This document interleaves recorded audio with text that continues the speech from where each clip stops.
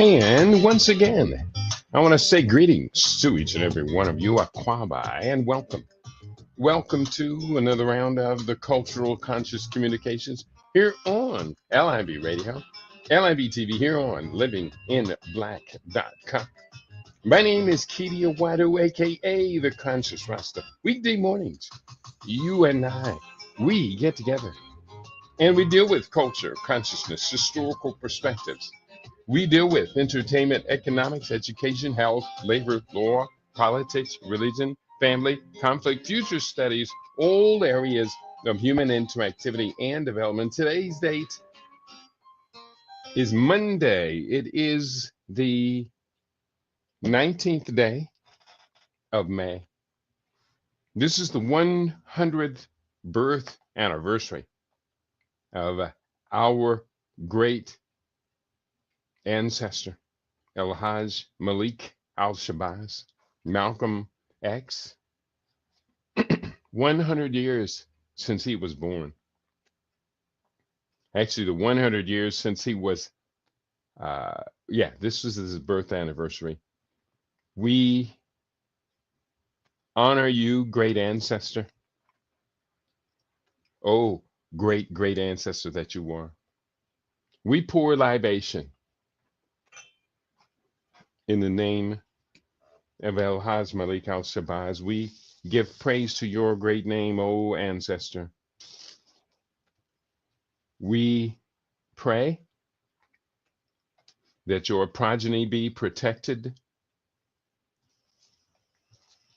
O great ancestor.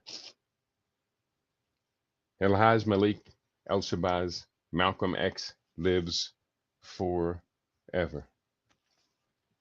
We're going to do a tribute this week to Malcolm on the 100th anniversary of this gift. What a joy it has to be forever in your wake, oh great one. Today, we have on the table a discussion that we take very, very seriously. Let me give you an introduction to today's conversation. What do we know about Yemen? What do we know about Yemen? Today on LIB Radio, we explore a country that most of us know very, very little of. While we see the headlines almost daily containing the name of Yemen as an antagonist to the U.S. and Israel, most of us couldn't name three things about the ancient nation.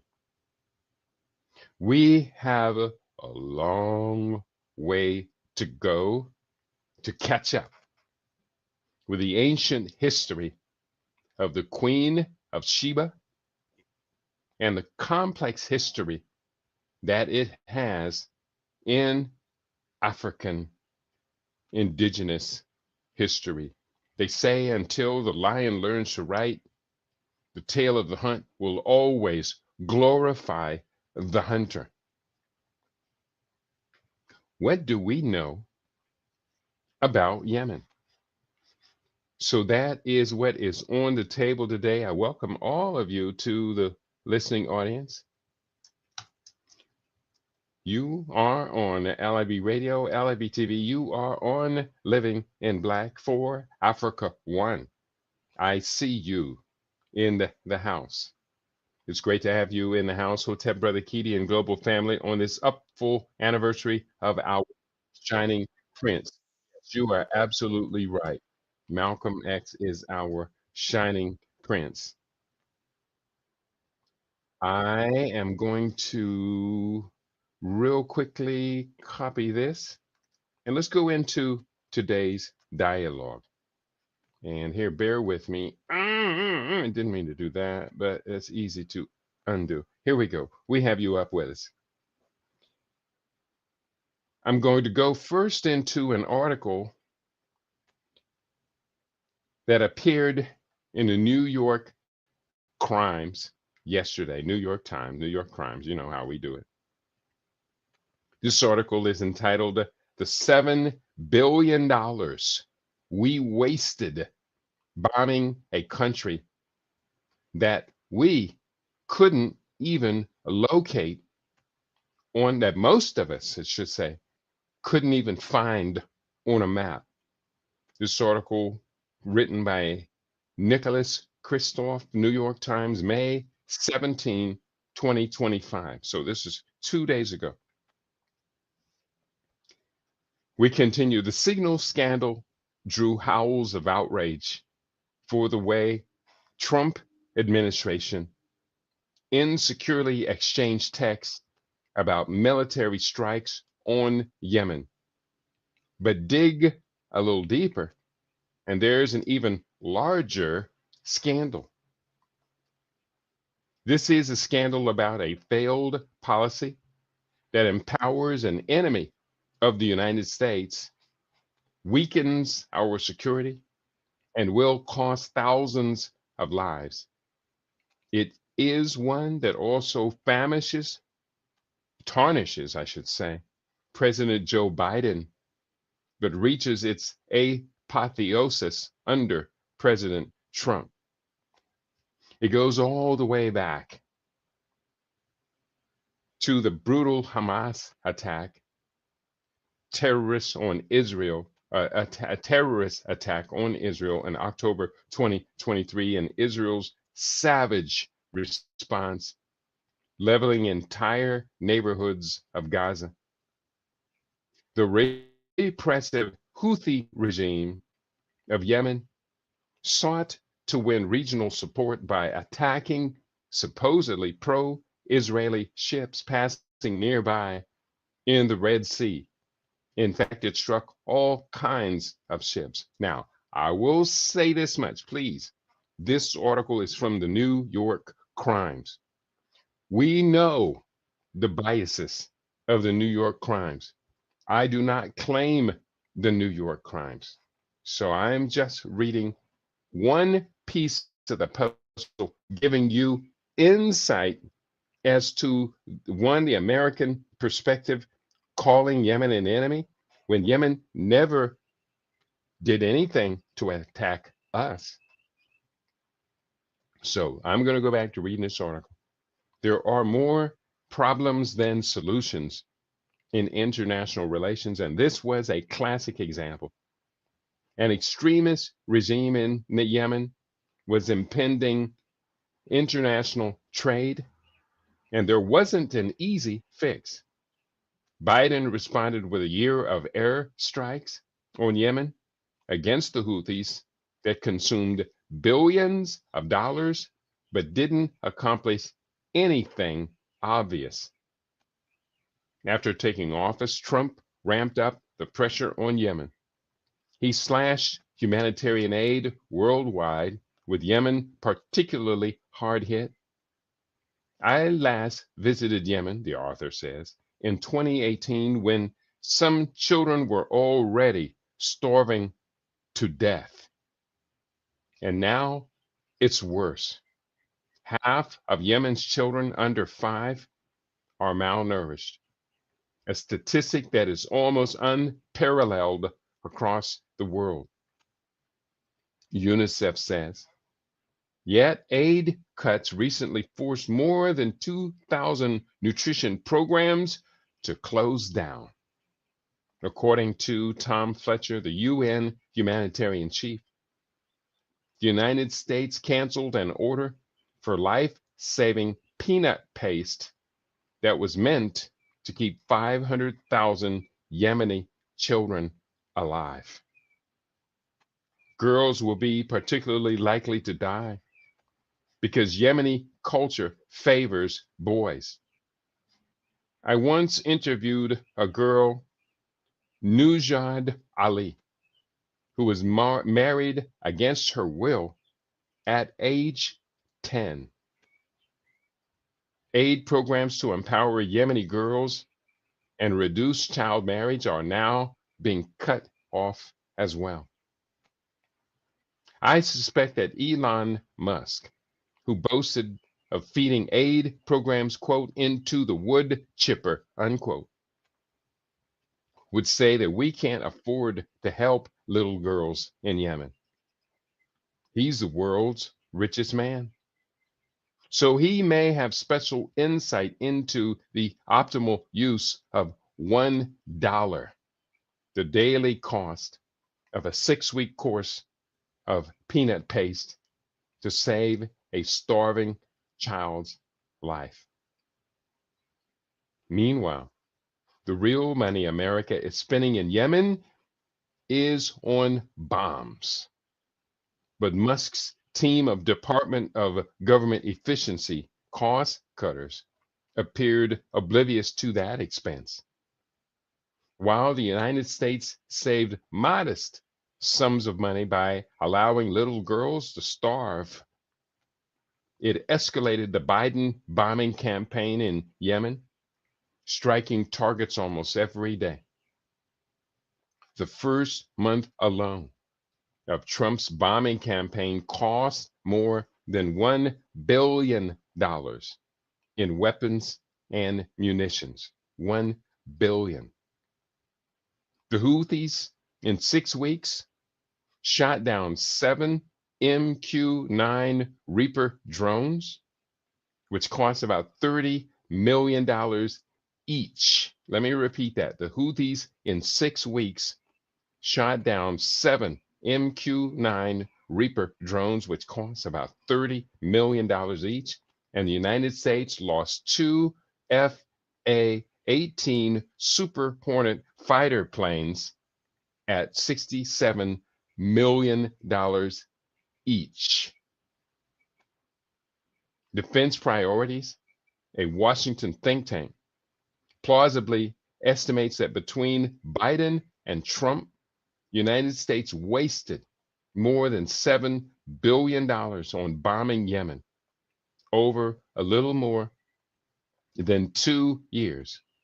Most of that appears to have been spent on Biden's watch. Linda Blimes, a Harvard expert on the cost of military conflict, agreed that $7 billion is a reasonable estimate when including the cost of deploying aircraft carriers, combat pay, and other factors. Quote, the U.S. spending versus Houthis is asymmetric, quote unquote. She said, we spend $1 million missiles to respond to Houthis' $200 to $500 Iranian-made drones. What did the $7 billion achieve? The U.S. bombing degraded Houthi capabilities to some degree and also killed at least 2006 civilians in April alone, according to the Yemeni Data Project, a non-profit. The bombing campaign also degraded America's military capacity, burning through scarce munitions. Over a bit more than 2 years, the Houthis appear to have shot down some 7% of America's entire stockpile of MQ-9 Reaper drones. 7%. Trump declared in March that his bombing campaign would leave the Houthis, quote, completely annihilated, unquote. But this month, he backed off, announcing a, quote, pause in offensive operations. He saved face with a Houthi promise not to target American ships, but that wasn't the central problem. For a vast majority of ships in the Red Sea are not American. The Houthis, feeling understandably triumphant, declared victory with the hashtag Yemen defeats America. In retrospect, Trump essentially ramped up a failing Biden policy, but also showed a greater capacity than Biden to self-correct. What could Trump do to stop the Houthi attacks on shipping? The obvious step would be to press Israel much harder to accept a deal providing the return of all hostages and a lasting truce in Gaza. Meanwhile, Trump has not restored humanitarian aid, and so Yemeni children are dying of starvation. Michelle Nunn, the president of CARE, told me that American aid cuts meant that her organization can no longer assist more than 730,000 Yemenis with clean water and other services. She told me about a 2-year-old girl, Miriam, who arrived at a mobile clinic weighing just 11 pounds, 2 years old, 11 pounds, and near death from malnutrition. Care health workers were able to revive Miriam, and she began to recover. And then USAID terminated the program. Aid workers don't know if Miriam survived. I understand American skepticism about humanitarian aid for Yemeni children. For the Houthis ran an Iran-backed police state with a history of weaponizing aid. Yet our campaign of bombing and starvation probably strengthens the Houthis, making their unpopular regime seem like the nation's protectors while driving them closer to Iran.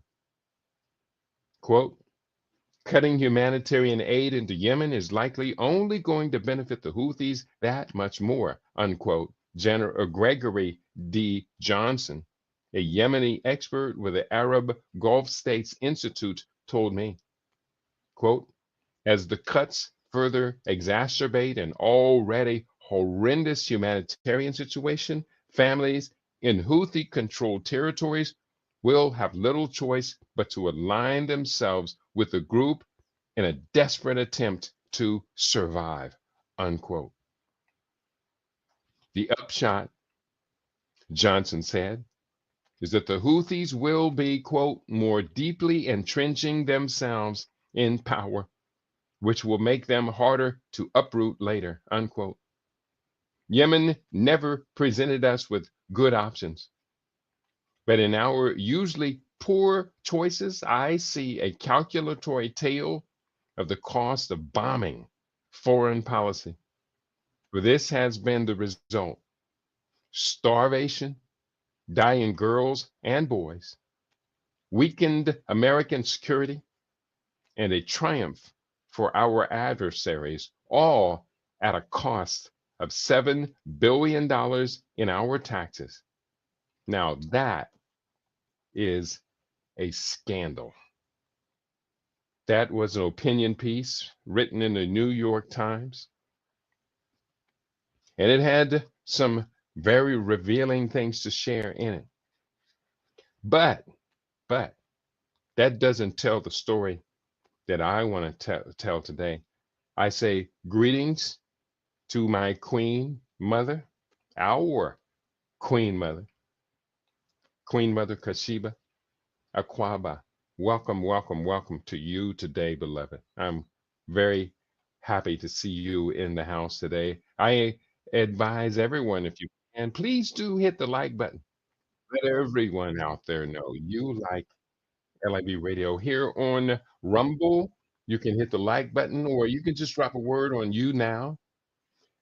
We are actually up on YouTube today, and hopefully they will not be displeased with what we have to share.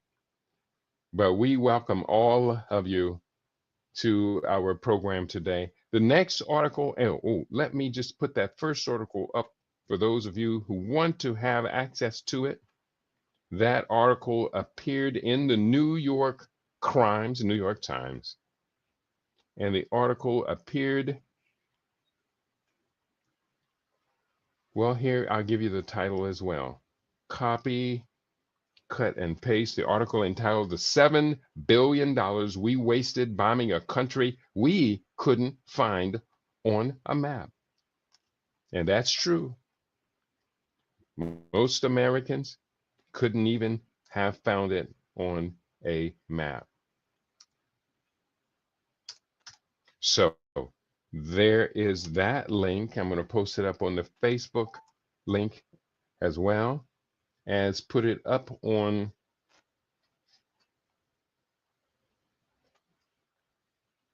the YouTube, my secondary YouTube page. Okay. So here's where we are. Wait, punching that in. Okay. Next article or next posting I have here. Why is this not coming up? Okay, it's there. Next, I want to share with you 15 facts about Yemen. Now, we're going to take a different direction than the direction the New York Times pointed in. We are going to take a completely direction. 15 Yemeni facts. Number one, currency. The currency of Yemen is Yemeni Rial, Y-E-R. Two, the religion. The majority of Yemen's population are Muslims, with 65% being Sunni and 35% Zaidi Shia. Demonym. Yemeni people are called Yemeni or Yemenite.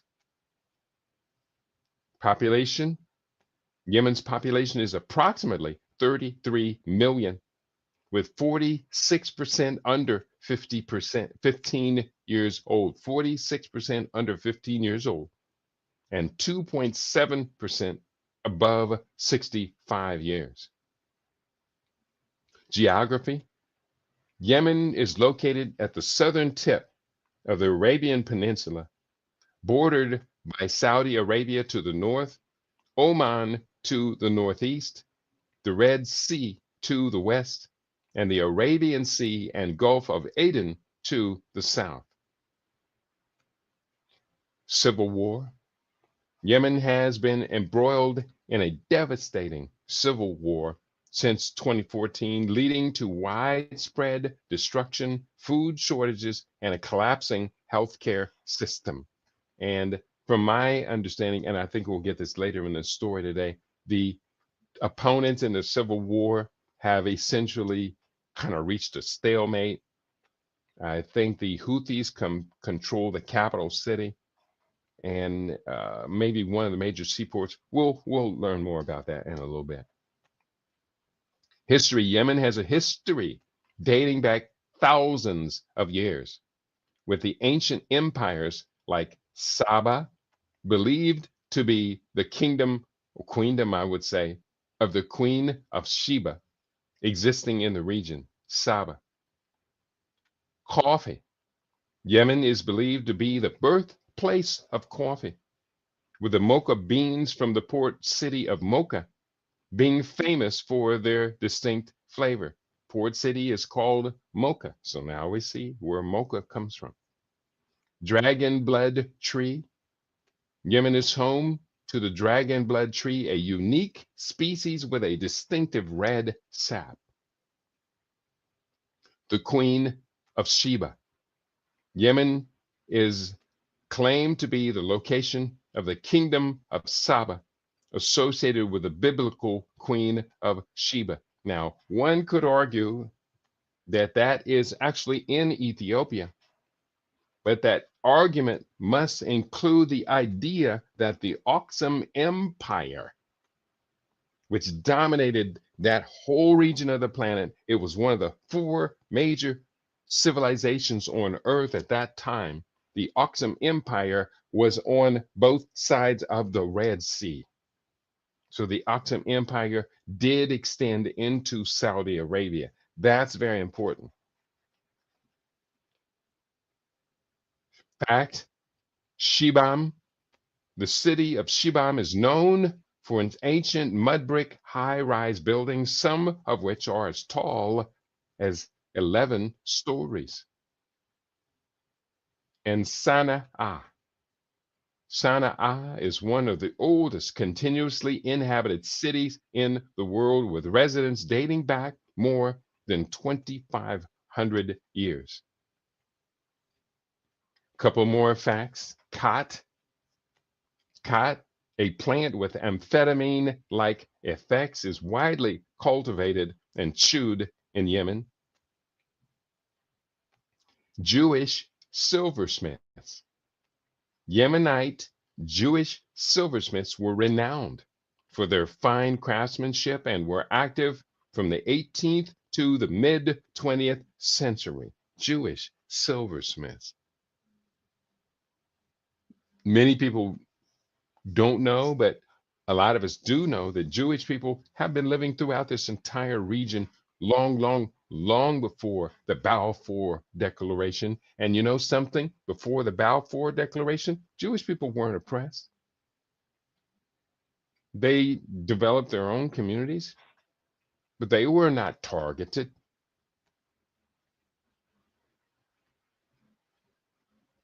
It's true. So we see now this in context. Jewish silversmiths, Yemenite Jewish silversmiths were renowned for their fine craftsmanship and were active from the 18th century to the mid 20th century in Yemen. That is true.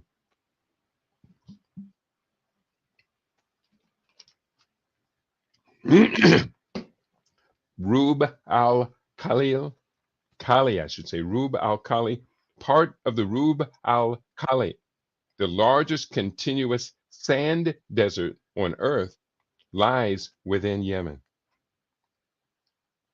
And last historical fact, historical trade. Yemen was once a major hub for the trade of frankincense and myrrh, which were highly valued in the ancient world. One could go back to the biblical story of Jesus. They say the three wise men appeared in the east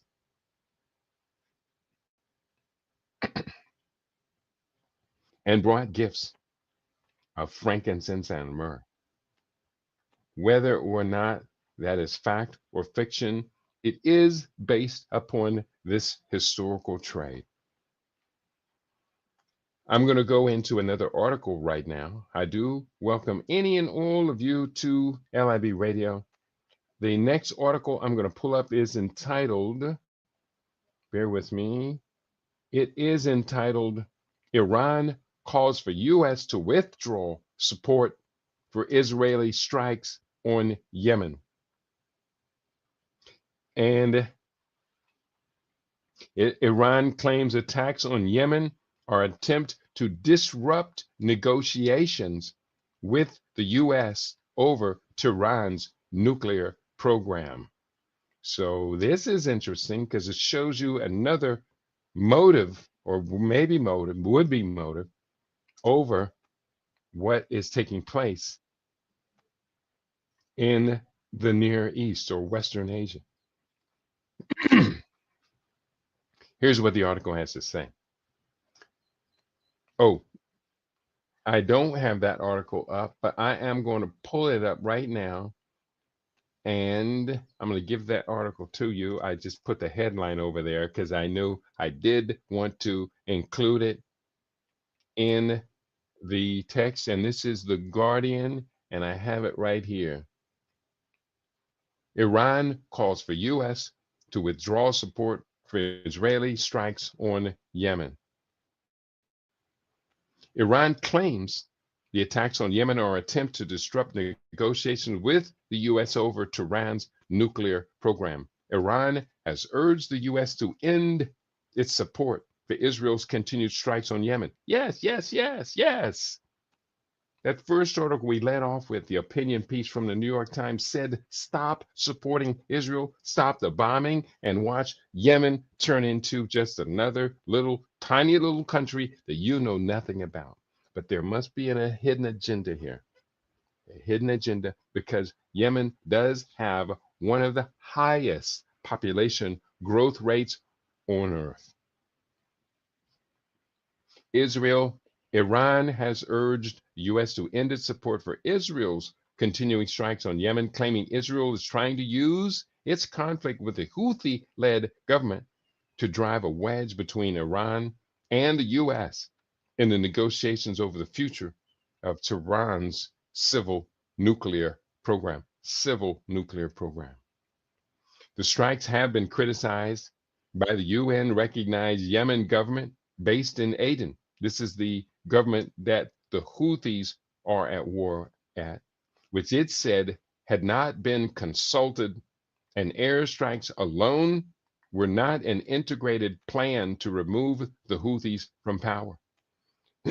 Yemen has been divided between the Houthis and the official government since the Houthis captured the capital, Sana'a, in 2015. Sana'a.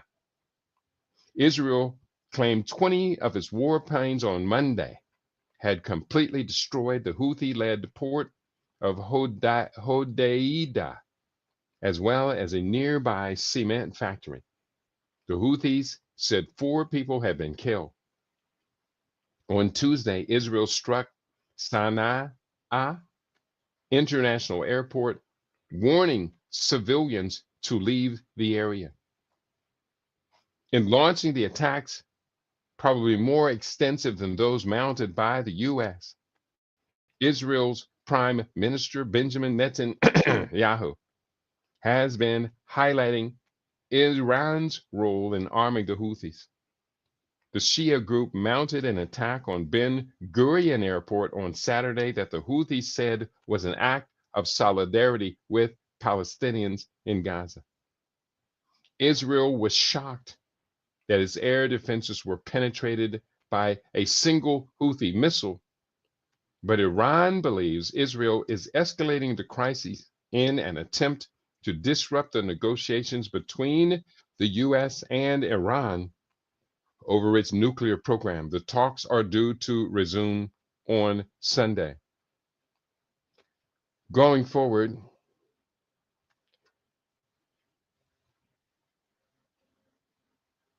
Israel talks are to resume on Sunday. Israel remains opposed to U.S. negotiated settlement with Iran that leaves its nuclear program, civil nuclear program, intact, and wants U.S. cooperation in an attack on Iran's nuclear sites.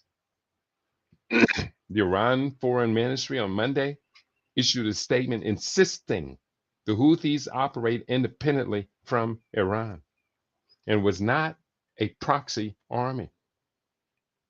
The ministry said it, quote, considers the repetition of baseless claims attributing the courageous actions of the Yemeni people in self-defense and support for the Palestinian people to Iran as an insult to this powerful and oppressed nation, and reminds us that it is the U.S. Army that, in support of the Zionist regime's genocide, has entered the war against Yemeni people and is committing war crimes by attacking infrastructure and civilian targets in various cities of the country. The foreign minister, Abbas Araghchi, said Netanyahu is brazenly trying to dictate to President Trump that he can and cannot do what he can and cannot do in his diplomacy with Iran. The world has also learned how Netanyahu is directly interfering in the U.S. government to lead it to another disaster in our region. The Netanyahu minority in America, who are terrified of diplomacy, have now revealed their real agenda. The world should take note of what their real priorities are. The Iranian Foreign Ministry spokesman, Ismail Baqai, denounced the strikes as, quote, a blatant crime and a gross violation of the principles and rules of international law, unquote.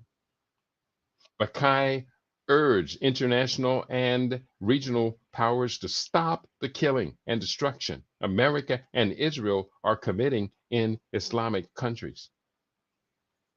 The escalation in Yemen represents a further diplomatic difficulty for Iran, since support for the Houthis' acts of solidarity with Gaza have featured prominently in Iran's conservative media, and numerous UN reports have documented Iranian arms shipments to the Houthis. I'm going to conclude with one more paragraph. Oh, there's two paragraphs left, almost done. But Iran's support for the Houthis, it is argued, hands U.S. Republican hardliners the chance to lobby that Iran's support for the resistant groups in the region must form a central part of the U.S. agenda in the talks. Iran has insisted discussions will focus solely on the monitoring of its civil nuclear program and the lifting of sanctions. For the past month, conflicting statements from the Trump administration about its requirements for Iran, such as whether it would abandon its domestic uranium enrichment, have disturbed many Iranians.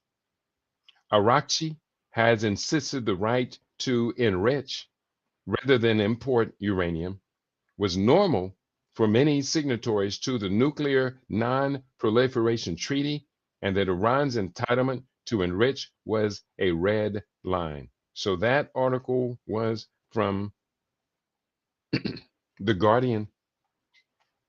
And enough respect. Good article. Good article. It had some very informative parts to it.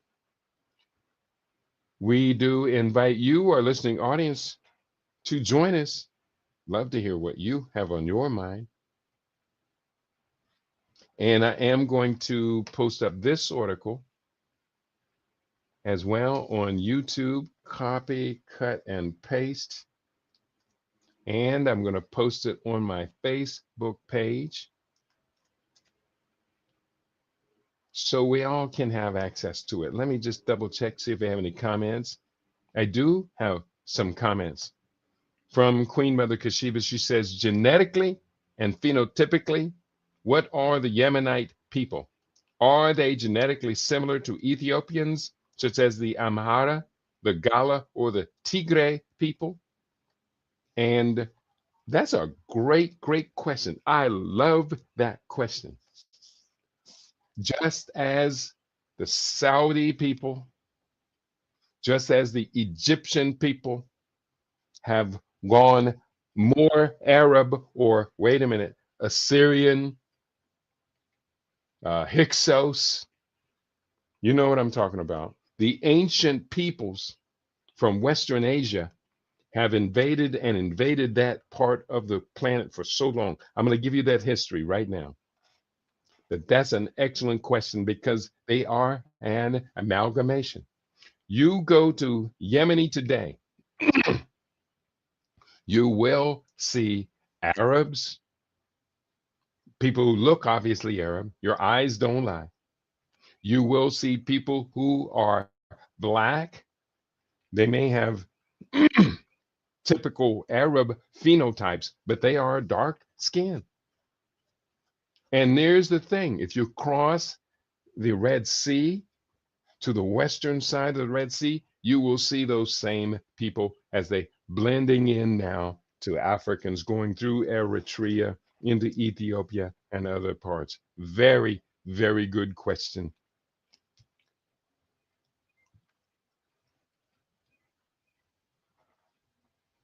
Culturally, they resemble Africans as well.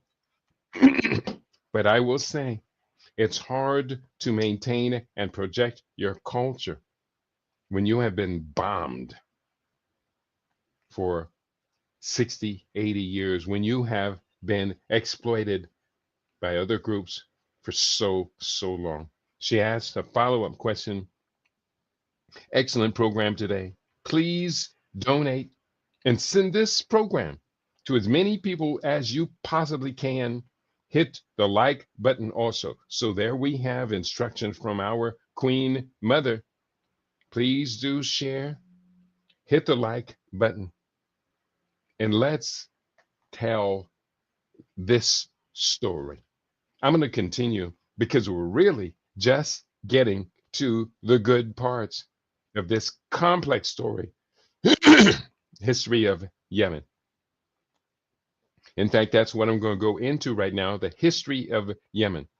Now, there's a part of this that's cut off, so I'm going to insert a little bit more of this.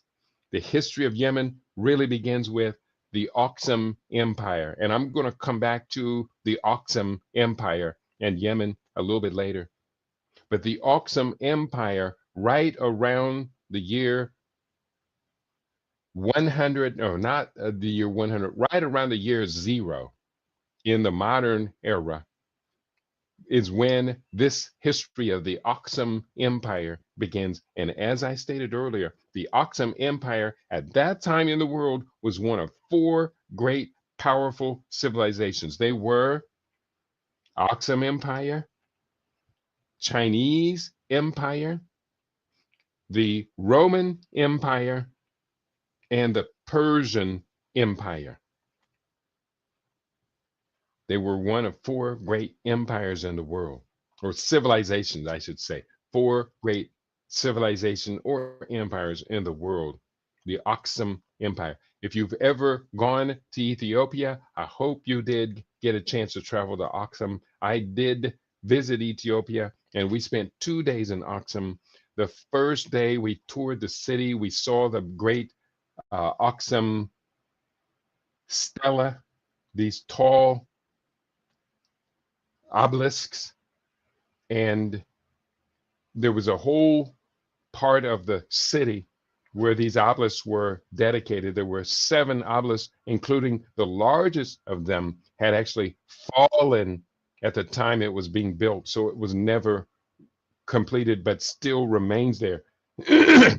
Still remains. It was rather huge. And also, while there, we did attend the festival of Saint Miriam.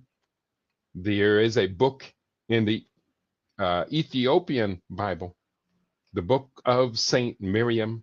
It is the Bible with the 15 additional books in it. The book of Saint Miriam is Mary's story.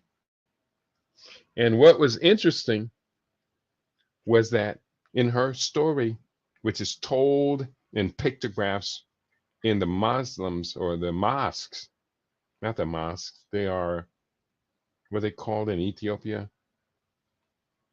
I can't think of the term, but the temples.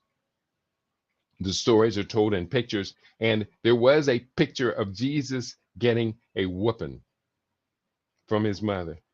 Now, I personally think that story is beloved.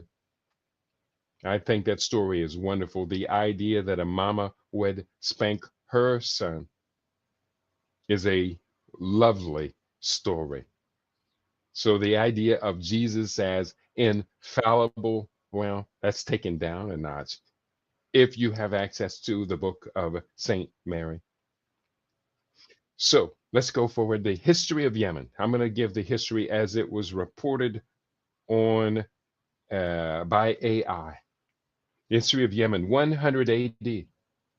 The Kalan tribes remain as the only tribe still loyal to the Sabian state at Marib, cornered in the area between Sana'a and Marib in the north of Yemen. And again, the Sabian state is Sheba.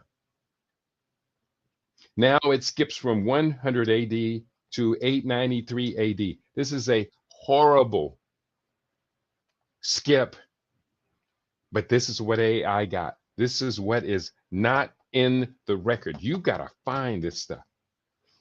893 AD, the Imam al-Hajj al-Haq Yahya arrives in Yemen for the first time. And again, at this point in 893 AD, from 100 AD, they have become Arabs. Yeah, that's right.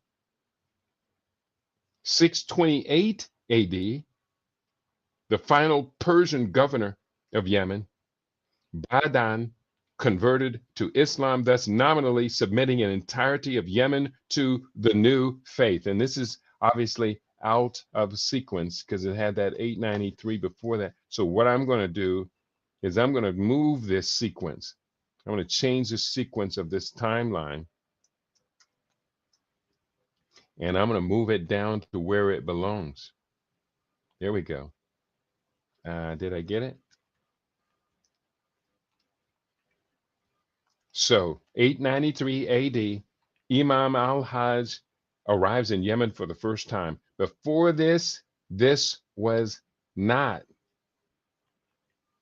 an Arab country. Actually, it was a blend of Persian, but that's between 100 AD and 628 AD. I do know as a fact that between 100 AD and about 300 AD, this is when Yemen, or actually from 0 to 300 AD, this is when Yemen is one of the most powerful civilizations on earth. Continuing, not Yemen, the Aksum Empire. I want to correct myself. The Aksum Empire is one of the greatest empires on earth.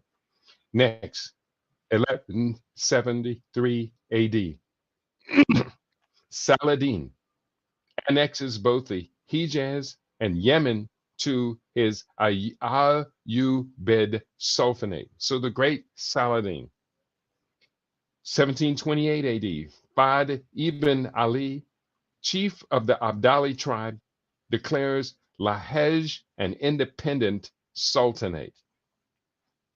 735 AD, Fadin ibn Ali's forces capture Aden and make it part of the Sultanate of Lahej. 785 AD, Americans began to compete with British for the coffee trade from Mocha, and by 1800 would become the main exporters of Yemen's most important article of foreign trade. 1837 AD, forces of Muhammad Ali, nominally the Egyptian vassal of the Ottoman Empire, occupy Taiz. The British warned him against further military movements.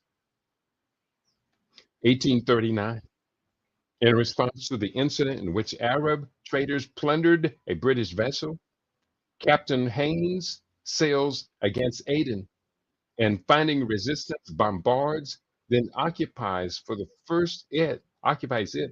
the first India Company's Bombay presidency, requiring the Sultan of Lahej to accept British protection. Aden will serve as a major refueling port when the Suez Canal opens in 1869. 1849, Ottomans established a presence on the Red Sea coast, but the Ottoman force sent to take Sana'a is massacred after accepting an invitation to enter the city. Wow. 1850, beginning of the time of corruption, which would last until the end of the century. Zaidis lose major ports to the other tribes, widespread food shortages, rivalry for the emanate with Kazmi rule collapsing. Turkish incursions into the highlands meet with support. 1872, Ottomans occupy northern Yemen, taking Sana'a and spreading out southward around Taiz. Imam al-Mutawakkil al-Mushin withdraws to the north.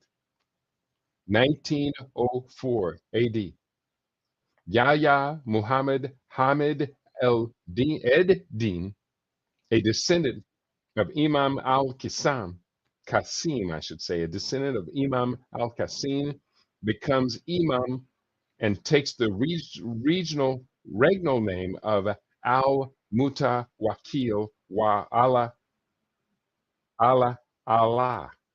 he who relies on God. Bear with me, I'm not very adept in Arab, and I don't intend to be. 1911, at a time when the Ottoman Empire is trying to pacify Albania and is facing hostile moves by Italy against Libya, both Imam Yahya and Muhammad ibn Ali al-Idrisi, Emir of Asir, rise up against the Turks, causing the Ottomans to send 30,000 troops from Libya to respond. Forced to fight in the highlands, Yemen becomes the graveyard of the Turks. Graveyard of the Turks. Yemen, little tiny little Yemen. 1911, October, the Treaty of Don. When war with Italy breaks out, the Ottomans are forced to accept Zaidi autonomy in the highlands while remaining in possession of the Red Sea coast. Turkey also provides financial aid to Imam Yahya.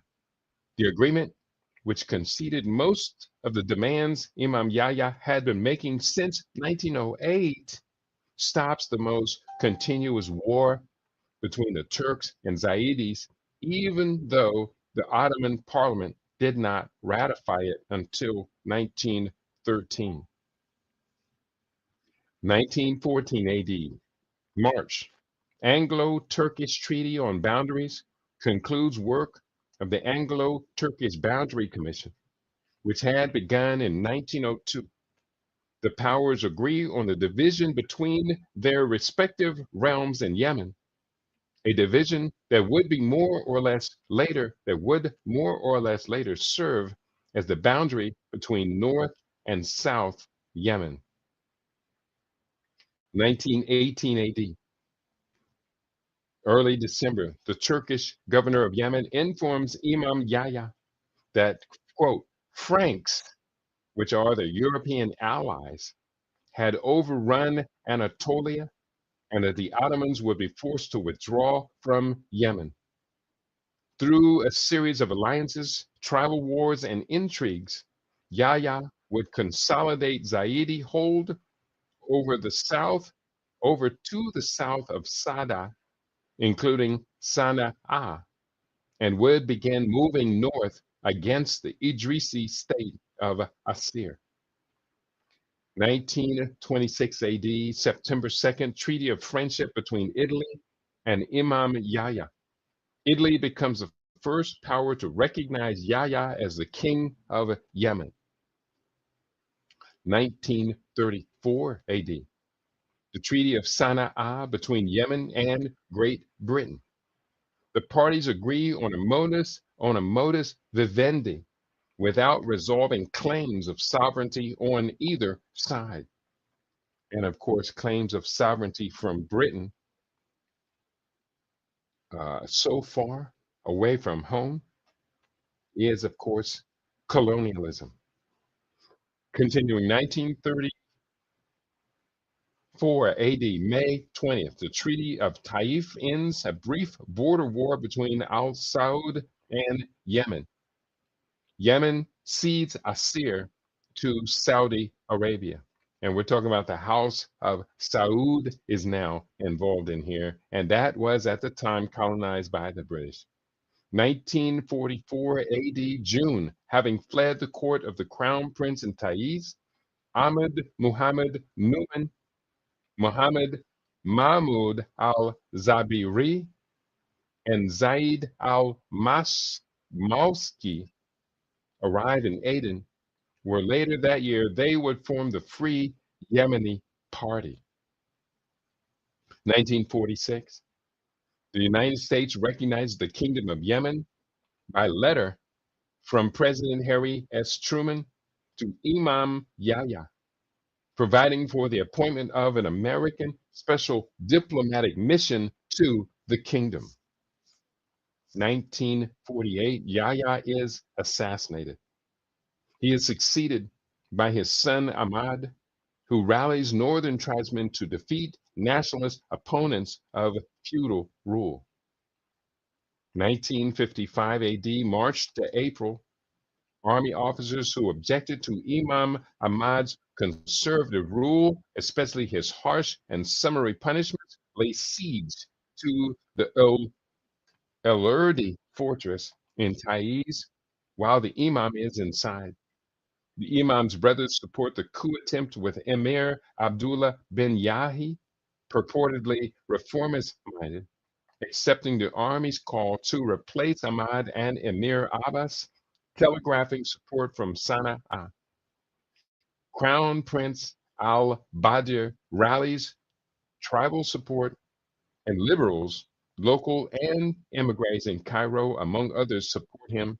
The siege is raised and Ahmad is restored on April 5th, and both Abdullah and Abbas are executed.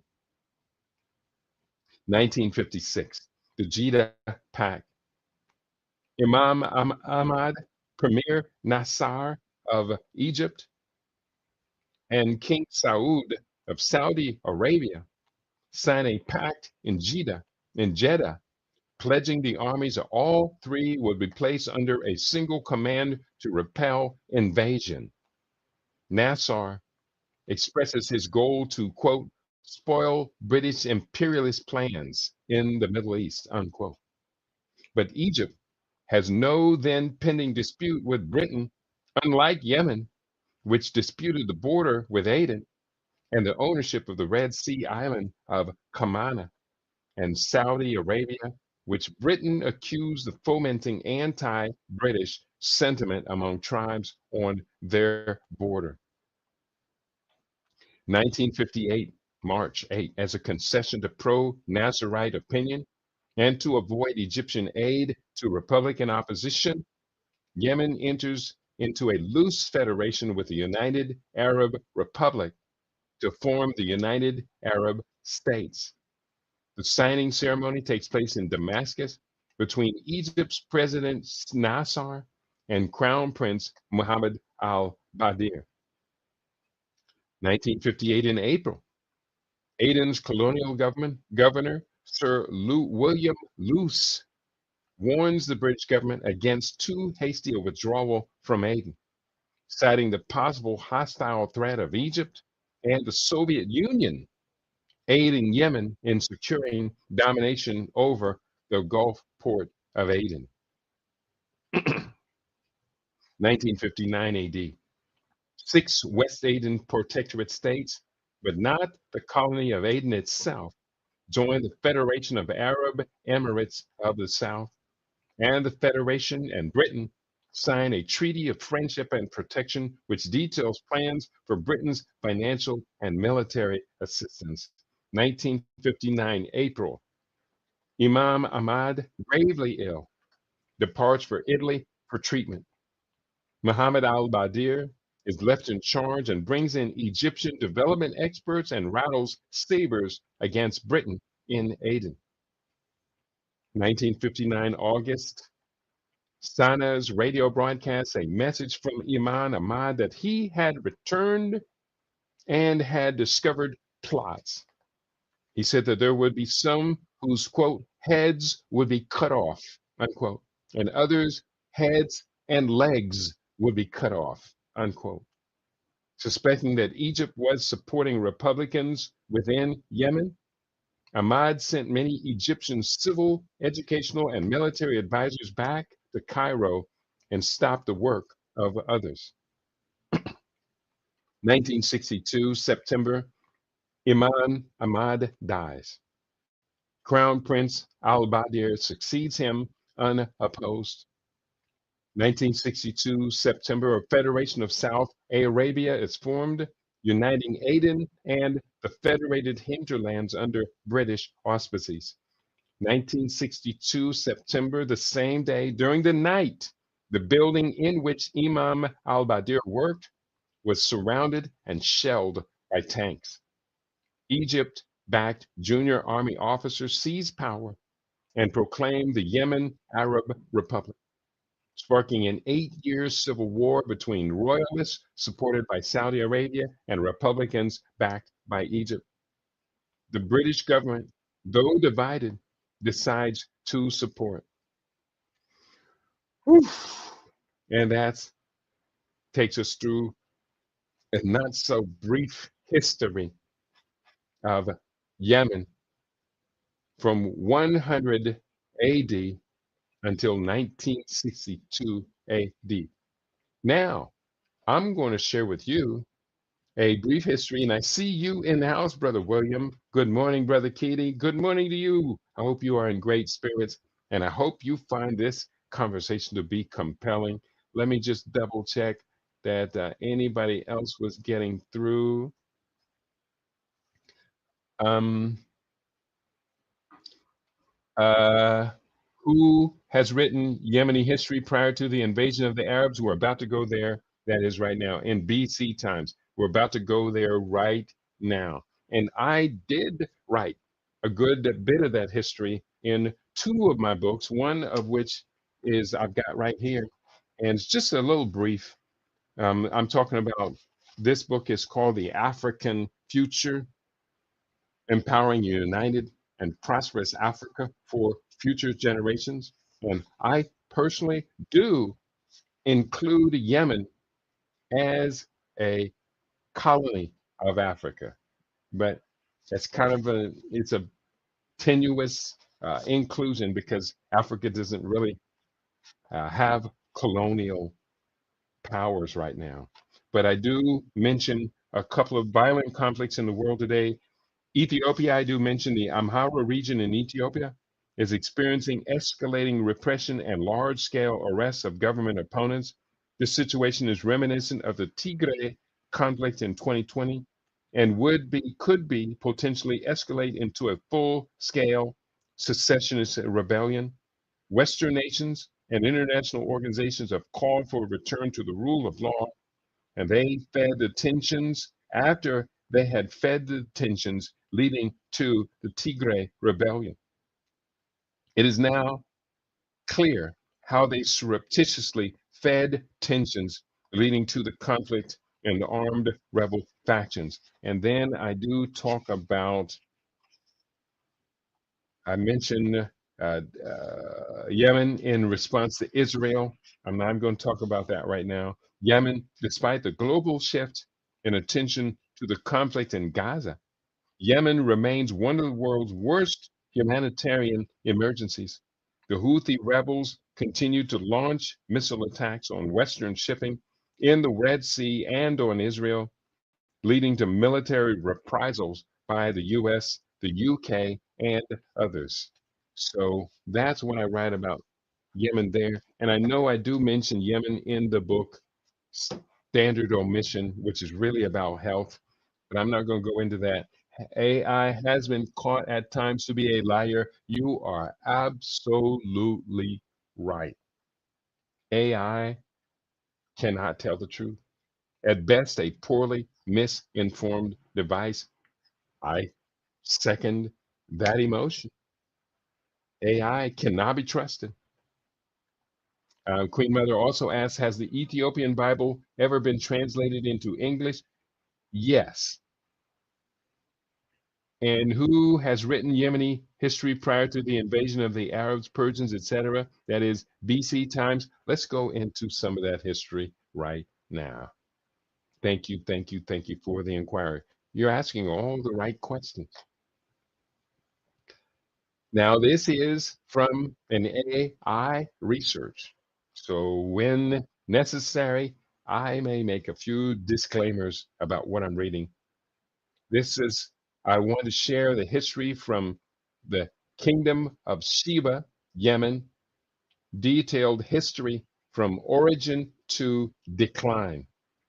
The Kingdom of Sheba, which also is known as Saba, and I might say should be called the Queendom of Sheba, was an influential South Arabian kingdom that thrived from about 1000 BCE to 275 of the Common Era AD. It was located in the region that is now modern day Yemen, with its heartland centered around the cities of Marib and Sirwa.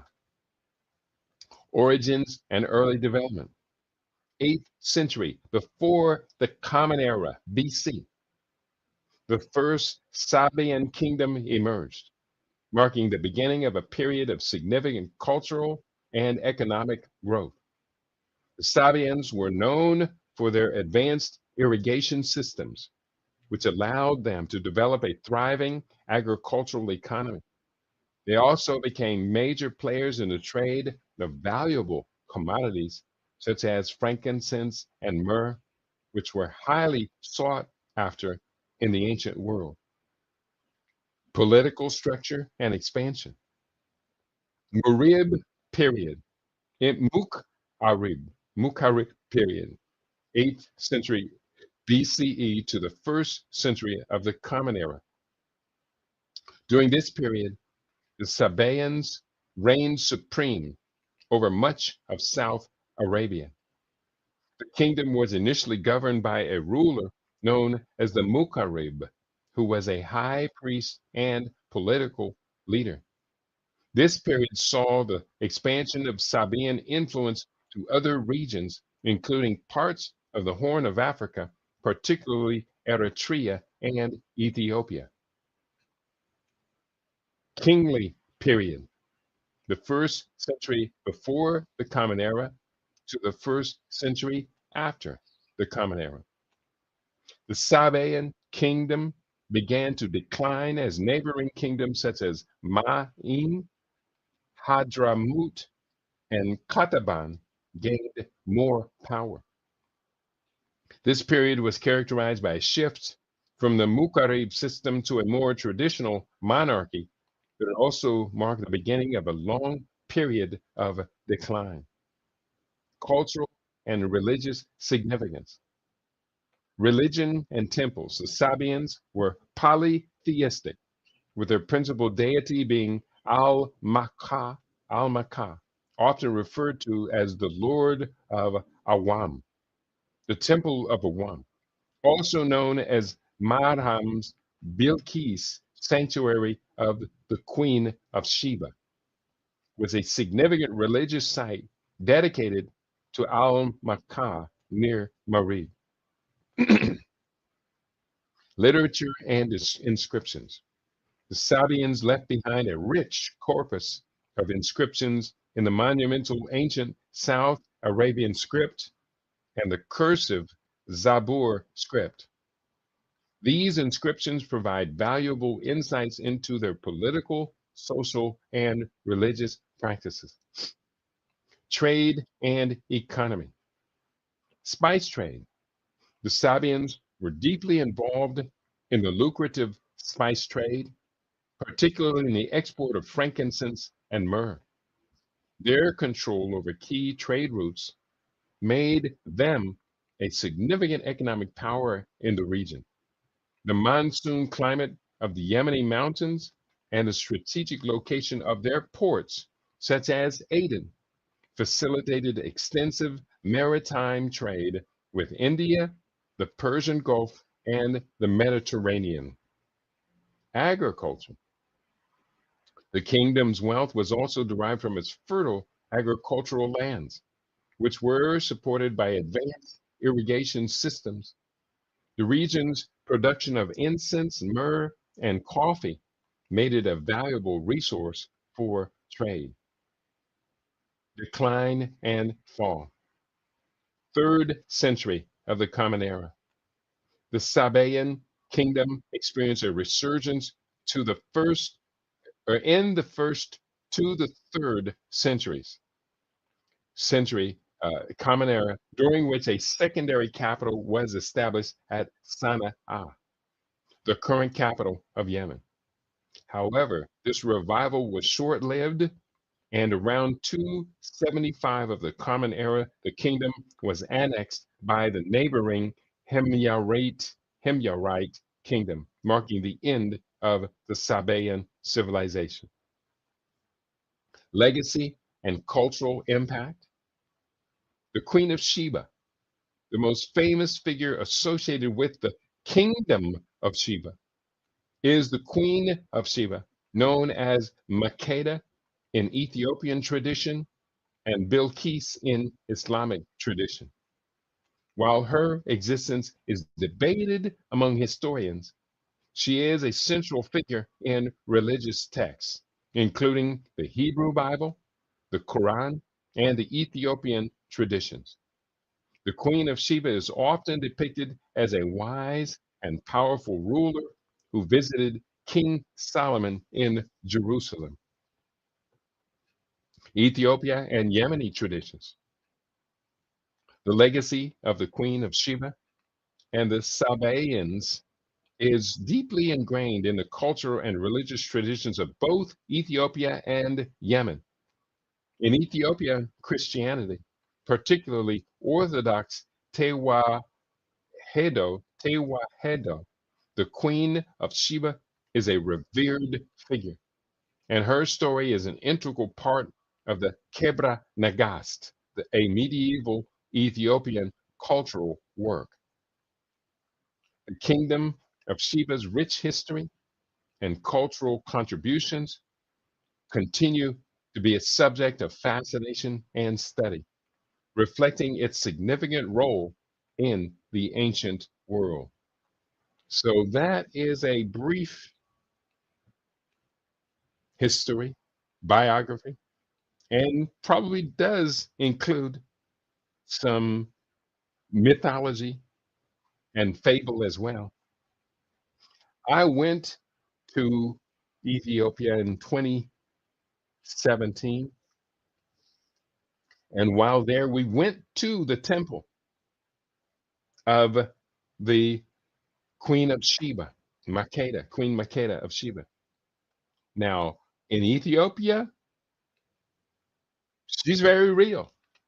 I can remember we went to this place and, ooh, it's a vague memory. I have to go to the photographs to be able to get it. But we went to this place and first we climbed a tower. There was a tower. It was an observation tower that overlooked the queendom, the base of where her castle was. And then we went down to it. I'm trying to remember this. We went down to the the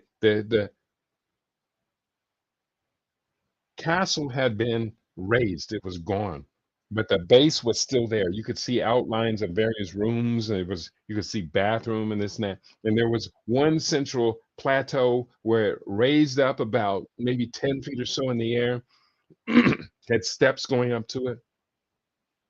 And then I recall going up and standing on the steps, which would have been the very same place where the Queen of Sheba stopped, where she stood, where her base for addressing the public was there. And I stood there and I did have imaginary memories. I'm going to call them imaginary memories. And it was really quite awesome. So we understand. And if you want to get a picture of what that was all about, I'm going to recommend you go there to Ethiopia and stand on these soils. I was looking at some of these photographs just yesterday. I put photographs up on the front page of my Facebook page. And the photographs I put up were actually of Gondar, where we went to a restaurant called Four Sisters, and it was the best food that I had ever eaten. But there is a matriarch, a queendom that exists to this date, the matriarchy in evidence at this restaurant. Four sisters. Four sisters were working at the restaurant. Their mother was the matriarch over it all. I think their father had since gone on to the realm of the ancestors. The brothers were actually working in the restaurant. Might have been two brothers, one or two brothers, but they were being guided by the women. So there's a significant matriarchy there. This is the city wherein which I attended the Festival of St. Mary. Now, I have to tell this story. The Festival of St. Mary, the brother who organized this whole trip, put the whole thing together, is our brother. I can't think of his name. Ooh, I'm blanking out. He's just in the area. I'll think of Brother Yah. And Brother Yah asked us, he said that we were all hanging out. And he said, "Do you want to go to the Festival of St. Mary in the morning?" And no one else wanted to go because it was at 4:30 in the morning. And I said, yes, yes, yes. I think the others were, they were engaging in something I don't do. And I said, yes. So he said, yeah, it's going to be at 4:30 in the morning. And I said, all the more better. So I arranged to have a photographer. No, I didn't arrange to have the photographer. The photographer came and he drove us to. There were two brothers who came along with us, and they drove us to the event in a Tata. That's the Indian manufactured three-wheeled car. And so I remember driving early, early, early in the morning. I think there were two Tatas, and we were getting ready and getting the cameras ready and everything. So we joined this festival, and there were probably about 4 to 5 thousand people there. We each got beeswax candles, and everyone is dressed in white. And then we began this march, and they opened up the temples where the priests were, and then they brought out the replica of the Ark of the Covenant. And what's the temple called in Ethiopia? Wait, I'm getting my language back together. And Yao, Brother Yao, I said Yao, Brother Yao Davis was the one who arranged all of this. And I'm looking for the name of a temple. What is a temple called what is a temple called in Ethiopia? And that name of a temple in Ethiopia is, it says a temple is often referred to as a tablet in the context of Christian churches, which is a sacred object representing the Ark of the Covenant and is highly revered. However, the term tablet refers specifically to a rectangular altar slab typically made of wood rather than a large structure like temple. But no, that's not what I'm looking for. Just a simple word. It's a word that's common. I'm going to find it. Bear with me. What do you call a temple? No, not mosque. What is a temple in Ethiopia? Come on, don't make this any more complicated. It is, I'm going to make it complicated. But, anyways, so each of these Ethiopian temples had a copy of the mosque, of the Ark of the Covenant. I'm a little confused right now. And I think the longer I talk, the more confused everyone is getting with me. Maybe somebody else knows. What is the name of the temple? AI's version, my perspective from the invaders. Therefore, the history is somewhat suspect. AI has been caught at times to be a liar. And yes, a poorly informed device. You're so right, Queen Mother. And I can't think. I know it begins with an M, and I just can't think of what they call a temple there. You recognize it right now. I hope I'm not developing cognitive decline, but I'm going to double up on my memory and brain feeding herbs. And on that note, I think we have done a pretty good job of telling this story. It is an ancient story, and it is an ongoing story. I do ask that you, people of consciousness, people of cultural consciousness, people who appreciate this ancient African history, that you do take the time to study. In fact, I didn't finish telling the story. Aksum, tell the tale of the Aksum Empire in 500 words. And I'm going to just tell this last part of the tale. The Aksum Empire, the kingdom of Aksum, also known as the Aksumite Empire, was a powerful and influential civilization located in present-day Ethiopia and Eritrea. Emerging from the earlier Dimit civilization, the kingdom was founded in the first century and rose to prominence during the third century when it was considered one of the four great powers of the time, alongside Persia, Rome, and China. Aksum's strategic location at the crossroads of trade routes made it a hub for commerce, connecting the Roman Empire to the Middle East and India. The capital city, Aksum, was a bustling metropolis with a peak population of up to 20,000 inhabitants.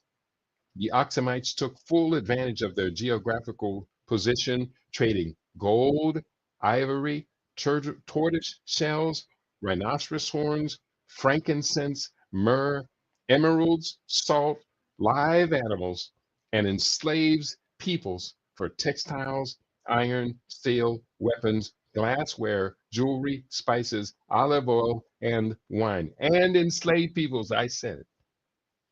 Under the reign of Caleb of Aksum, 514 to 542, the kingdom reached its zenith. At the behest of the Byzantine Emperor Justine I, Caleb invaded the Himyarite kingdom in Yemen to end the persecution of Christians by the Jewish king Du-Nuwas. With the annexation of Himyar, the kingdom of Aksum spanned around 2,500,000 square kilometers, 970,000 square miles, marking its largest territorial extent. Aksum's influence extended beyond trade and military conquest. The kingdom was known for its impressive architecture, including the construction of giant obelisks to mark emperors and nobles' tombs. The most famous of these is the obelisk of Aksum. Additionally, the Aksumites developed their own alphabet, the Ge'ez script, which was modified to include vowels, becoming an abugida. Aksum's religious landscape evolved over time. Initially polytheistic, the kingdom adopted Coptic Christianity under Emperor Azania around 325 CE, Common Era. So this is the same time the Council of Nicaea is going on, 325. This conversion marked a significant shift in the kingdom's religious identity and led to the establishment of the Ethiopian Orthodox Tewahedo Church. The Aksum Empire was not only a center of trade and culture, but also a melting pot of diverse peoples. The kingdom was home to Semitic-speaking groups such as the Agazian or Ge'ez speakers, who were the main inhabitants of Aksum and its surroundings. The Kushite-speaking Agal people also lived within the kingdom, as evidenced by the protection of vital long-distance caravan routes entrusted to a governor of Agao by King Caleb. Despite its prosperity and influence, the Aksumite Empire began to decline in the 7th century. The Persian and later Muslim presence in the Red Sea caused economic hardship for Aksum, leading to a shrinking population in the city of Aksum. The kingdom's slow decline had begun by the 7th century, with the cessation of currency minting marking a significant milestone in its decline. The final 3 centuries of the Aksumite Empire are considered a dark age, and the kingdom collapsed around 960 of the Common Era. However, the end of the Aksumite Empire did not mean the end of Aksumite culture and traditions. The Zagwe dynasty, which succeeded the Aksumite Empire, continued to incorporate Aksumite architectural influences as seen in the churches of Lalibela and Yemrehana Crestos. And again, the church of Lalibela is very, very well known. There's a famous Christian church there, the Church of Temple of St. George. Ooh, the word just came through my brain and I pushed it out the way. And that church is carved in stone underground. You can only see just the top of it from the distance. But then you go down and you see, you look in this big, huge hole in the ground, and there's a church down there. And you go down there. In summary, the kingdom of Atum was a remarkable civilization that thrived for centuries, leaving a lasting legacy in the form of its architecture, trade networks, and religious practices. Its influence extended far beyond its borders, making it one of the most significant empires of late antiquity. And that is a really very good story for which I'm going to copy, cut, and paste that. Jewish kingdom, is this not a faith and not a particular race of people? Yes, it is a faith, but it is a governorship. And so when they talk about Jewish people, we don't want to include Ashkenazim in this story. The story that I just read, Ashkenazim are not there. You know that, Queen Mother. So this word Jewish, from my understanding, is maybe not more than 3 or 4 centuries old. So that's a whole nother story. I'm not going to be going into that. But you are right. Jewish is a faith and not a particular race of people. Yes, that is absolutely true. But the Jews that we know today are predominantly Ashkenazim, which are European Jews. And the ones that we know as the Semitic or Sephardic Jews, that is who this story is talking about. And yes, they were very powerful at one point in their history. Can I get everybody to hit the like button? And I want to thank you, Queen Mother Kashiba, for your enthusiastic participation today. And I can't say that enough. There are a couple of books that are on their way to you, Queen Mother. I think there might be 2 or 3 books in there. You know what? I think I threw an extra one in there. If I didn't, you just let me know what you need. If it's in my catalog, I know you have standard omission, and my work is directly related to your support. And I thank you. I did get that whole story in. I copied, cut. I wanted to paste this story that I just read into the end of today's story. And there it is. And I also am going to save this story. I'm going to print it, the Aksum Empire story. And bear with me because this all becomes very important for our permanent record. The Aksum Empire story. Aksum Empire story. And that's just a beautiful, beautiful tale. I think all of us should know much more about. If in case you're interested, you should get this book, The African Future, which an idea gives us a great idea of how we ruled the world and how now the world is seeking for us to come back. We're going to have to come back. because right now the crazies are destroying everything. The bombing of the Houthis. And you heard the record that I just read right now. The Houthis have never really truly lived in peace. So why don't we establish peace as a prerogative for everyone on the planet? Personally, I think it can be done. I think it can be done. I want to let you know if you want to get the book, my books, I'm going to put them up. Get my books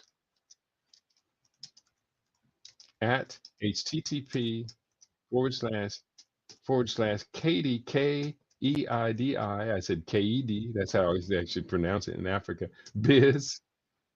And I would love to have it. CRP, Conscious Rasta Press 2012. I would love to be in your catalog. I would love it if you would read my books and say, dang, Keedy, I didn't know you were writing at this level. I knew you were prolific, but I didn't know the books were all literally outstanding.